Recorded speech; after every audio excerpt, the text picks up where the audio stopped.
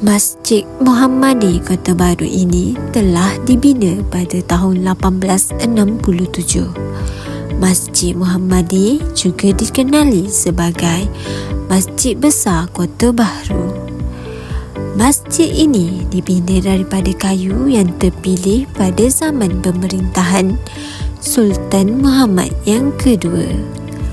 Pengubahsuaian daripada bangunan kayu kepada bangunan batu telah dibuat pada tahun 1922 dan telah dirasmikan oleh KDYMM Sultan Ismail Petra Ibni Almarhum Sultan Yahya Petra pada hari Jumaat 31 Julai tahun 1931 dan dinamakan sebagai Masjid Muhammadi Kota Baru.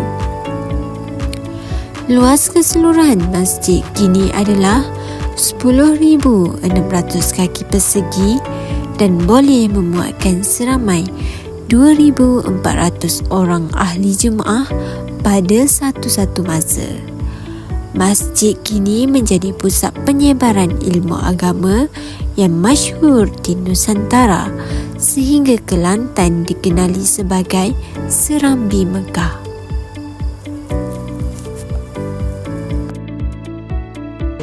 Masjid negeri yang berusia 154 tahun ini bercirikan seni bina Inggeris. Masjid ini dibina pada tahun 1867 dan asalnya ialah sebuah masjid kayu yang terletak di pinggir Sungai Budur seberang Paluh. Di sini sebelum dipindahkan dari tapak asalnya kerana ancaman banjir. Seni bina masjid juga unik, terutamanya ukiran dan kubah yang bercirikan Inggeris. Kata imam masjid, masjid ini berbentuk segi empat dan struktur keseluruhannya diperbuat daripada simen. Dinding masjid mempunyai keunikan tersendiri kerana mempunyai lubang sisit angin di bahagian belakang bagi melancarkan pengudaraan masjid. Masjid ini juga mempunyai 4 menara dengan setiap satunya setinggi 21.3 meter. Sebuah daripada menara ini berhias 4 jam besar yang dapat dilihat dari keempat-empat penjuru masjid. Di dinding masjid ini terdapat kalimah Allah dan ayat suci Al-Quran.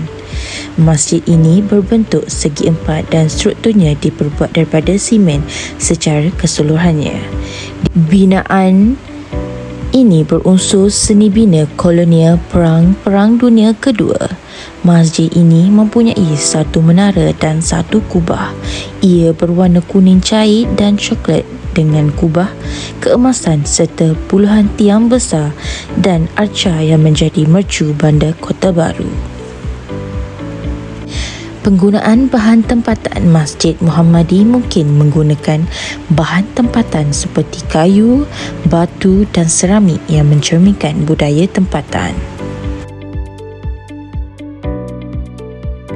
Seterusnya, antara fungsi dan peranan masjid ialah sebagai tempat pentadbiran. Ianya berkaitan dengan anak mukim di mana masjid dijadikan sebagai tempat untuk akad nikah dilakukan. Selain itu, masjid juga dijadikan sebagai kaunter Baitul Mal, pusat zakat. Masyarakat boleh memohon bantuan zakat atau membayar zakat di Masjid Muhammadi ini. Masjid juga berfungsi sebagai pusat penyebaran ilmu. Kelas pengajian Tafakur Fitin yang diajarkan dari zaman Tok Kenali masih diteruskan sehingga ke hari ini di Masjid Muhammadi ini. Di samping itu, masjid juga berfungsi sebagai tempat ibadat umat Islam, tempat mengeratkan ukhuwah, persaudaraan sesama umat Islam, pusat pendidikan agama dan tempat menganjurkan aktiviti sosial dan amal. Masjid juga bertindak sebagai pusat komuniti dan tempat berkumpul umat Islam untuk meningkatkan kerohanian dan menyokong antara satu sama lain dalam kehidupan seharian.